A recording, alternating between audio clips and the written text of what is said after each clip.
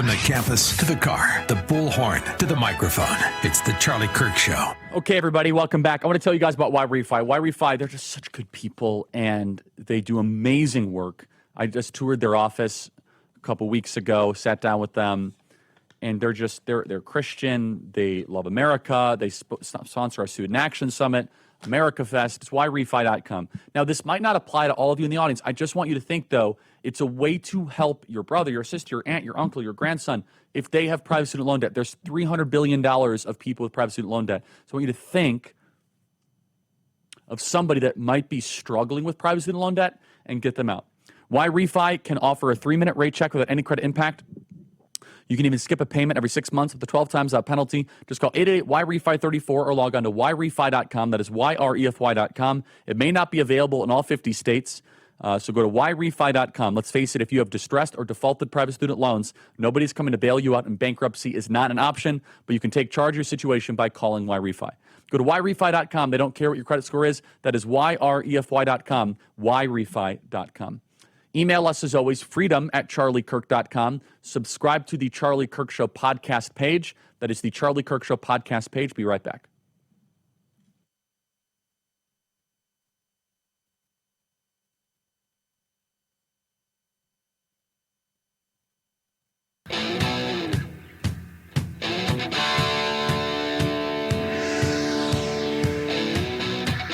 Welcome back, everybody. Email us, as always, freedom@charliekirk.com. Russian President Vladimir Putin makes a rare public appearance at a monument honoring U.S. cooperation during World War II, just hours before his summit with President Trump. Now, Putin is getting a lot of domestic backlash for even having this meeting. Because remember, wars radicalize people. Why are you meeting with the Americans? They're providing armaments. So what is Putin thinking here? Well, number one, Vladimir Putin wants Russia to be wealthy. And right now, America holds a lot of cards. This is Putin going up to a memorial. Pretty good optics, honestly. And we did work with the Russians to defeat the Nazis. And I'm glad we did. We cannot forget about our partnership working with the Soviet Union. Now, what happened after that is the Soviet Union became a gulag-infested death camp. However, at that time, that was the right move. It absolutely was the right move, unquestionably. So Vladimir Putin makes a rare appearance at a monument honoring U.S. cooperation during World War II. He's now on a plane flying like 14 hours from Moscow, and he's going to land in Anchorage quite soon. We do better working with Russia than being at war with them. And remember, it all ties together. We have all this new Russiagate stuff thanks to the Durham Annex. A lot of the anti-Russia sentiment was fake. It was manufactured. It was synthetic. It was led you to believe that they manipulated our election, and that's why Donald Trump won. So you have to wonder, does Russia hate us, or did our ruling class make us hate Russia, and then Russia strike back? Should Russia have invaded Ukraine? No. It's not a defensible position. However, was NATO expansion taunting and daunting to the Russian Federation? Yes. This is a new clip from Hill Dog. Let's play cut 511. He is not meeting with a friend. He is meeting with an adversary, and an adversary who wants to see the destruction of the United States and the Western alliance. But if he could bring about the end to this terrible war, where Putin is the aggressor, invading a neighbor country, trying to change the borders.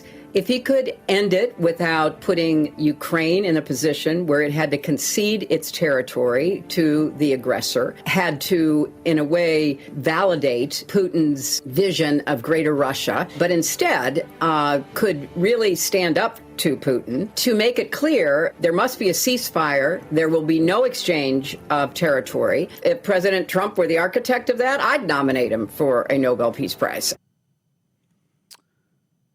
Okay, there's a lot there, a lot of ifs.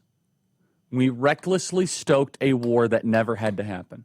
We stoked a conflict by expanding NATO without purpose and refusing to negotiate anything related to it. We acted arrogantly, and Ukraine paid the price. Is this an opportunity for a Russian reset?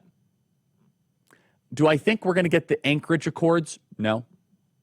Do I think that it's a really positive sign that Putin is flying all across his continent to go to a state, by the way, that used to be his? Talking about land swaps, Alaska used to be Russia's. We bought it in the mid-1800s for $7.4 million. I believe that was the number. Pretty good deal. Right move. Remember, Trump said this is a setup for a second meeting. And if I were to conjecture a little bit, I think President Trump is like, oh, I could totally get a deal with Putin if it wasn't for Brussels. If it wasn't for the European ruling class, I think this deal could easily be cut. Yeah, $7.2 million in 1867, equivalent to $129 million. So we bought Alaska for $129 million. It's amazing. Before they really understood petroleum. Now, does Zelensky want peace? Do the intel agencies want peace? What President Trump is doing is he is short-circuiting conventional norms of protocol. Oh, you can't do that. You can't meet with them. A lot of people are going to be critical of this whole thing, but it's Putin coming to us. It's Putin coming to America. That's a power move. I think we hold a lot more cards here than sometimes we realize. The military-industrial complex does not want peace. And I think Putin, by flying all the way to Alaska, is signaling, ever so carefully, hey, man, we're better together than we are apart.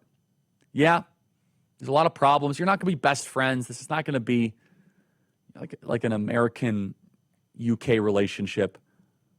But we are better than the CCP. And make no mistake, the Russian-China thing, they're not as natural allies as you think. They've had a lot of problems throughout the years. That is a forced marriage. That is an arranged marriage. The Russia-Chinese thing is an arranged marriage by the intel operations. As President Trump would famously said, we'll see what happens. Edward Kovalik, chairman of the Prairie Operating Group, joins us next.